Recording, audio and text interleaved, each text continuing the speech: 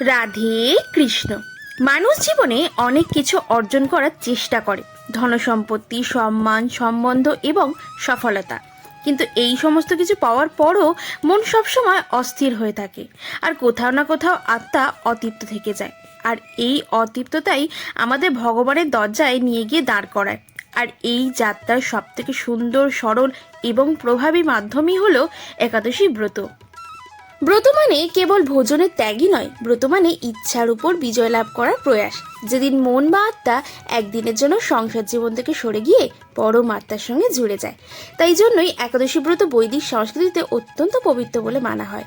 এই ব্রত বিশেষ রূপে ভগবান শ্রীহরি বিষ্ণু আরাধনার সুযোগ করে দেয়।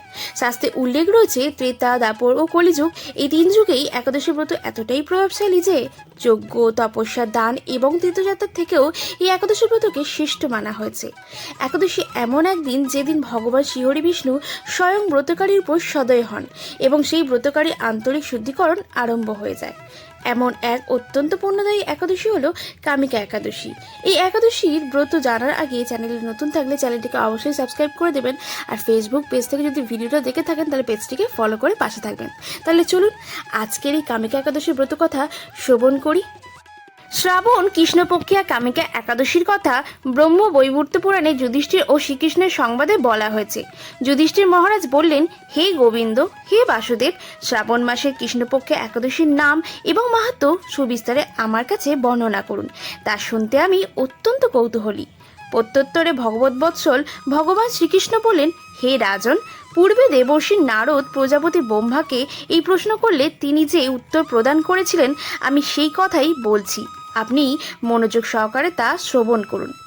এক সময় প্রজাপতি ঋষি ব্রহ্মার কাছে ভক্তশ্রেষ্ঠ নারদ জিজ্ঞাসা করলেন, হে ভগবান, শ্রাবণ মাসের কৃষ্ণপক্ষে একাদশীর নাম কি, এর আরাধ্য দেবতাকে, সেই ব্রতের বিধি কি রকম এবং এই ব্রতের ফলে কি পূর্ণ লাভ হয় তা সুবিশেষ জানতে ইচ্ছা করি। আপনি কৃপা করে আমাকে তা জানালে আমার জীবন ধন্য হবে। শ্রী নারদের কথা শুনে প্রজাপতি ব্রহ্মা অত্যন্ত সন্তুষ্ট হলেন।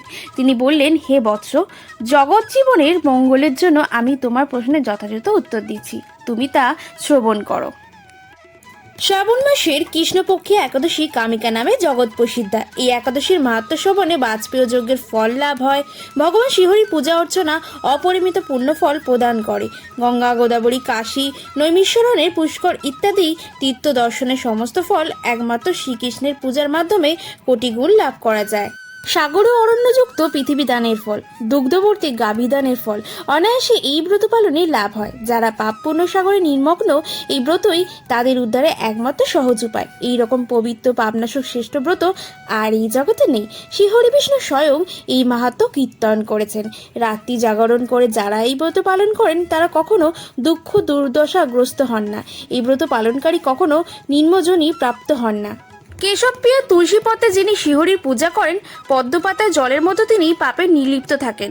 তুলসী পত্র দিলে বিষ্ণু পূজায় ভগবান যেমন সন্তুষ্ট হন, মণিমুক্তাদি মূল্যবান রত্ন মাধ্যমেও তেমন প্রীত হন না। যিনি কেশবকে তুলসী মঞ্জুরি দিয়ে পূজা করেন, তার জন্মাজড়িত সমস্ত পাপ ক্ষয় হয়ে যায়। এ প্রসঙ্গে প্রজাপতি ঋষি ব্রহ্মা বললেন, হে নারদ, যিনি তুলসীকে প্রত্যহ দর্শন করেন তার সকল পাপ রাশি বিদূরিত হয়ে যায়। যিনি তাকে স্পর্শ করেন তার পাপ মলিন দেহ পবিত্র হয়ে যায়। তাকে প্রণাম করলে সমস্ত রোগ দূর হয়। তাকে জল সিঞ্চন করলে যমও তার কাছে আসতে ভয় পায়। শ্রীহরির চরণে তুলসী অর্পিত হলে ভগবত ভক্তি লাভ হয়। তাই হে কৃষ্ণ ভক্তি প্রদায়িনী, তোমায় প্রণাম করি। যে ব্যক্তি হরিবাসরে ভগবানের সামনে দীপদান করেন, চিত্তগুপ্তও তার পুণ্যের সংখ্যা হিসাব করতে পারেন না। তার পিতৃপুরুষেরা পরম তৃপ্তি লাভ করেন।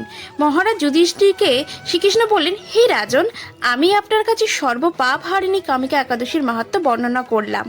অতএব যিনি ব্রহ্মহত্যা, ভ্রূণ হত্যা ও পাপ বিনাশিনী মহামূল্যবান ফলদায়ী এই ব্রত পালন করবেন ও এই মাহাত্ম্য শ্রদ্ধা সহকারে পাঠ অথবা শ্রবণ করবেন, তিনি সর্বপাপ থেকে মুক্ত হয়ে বিষ্ণুলোক গমন করবেন।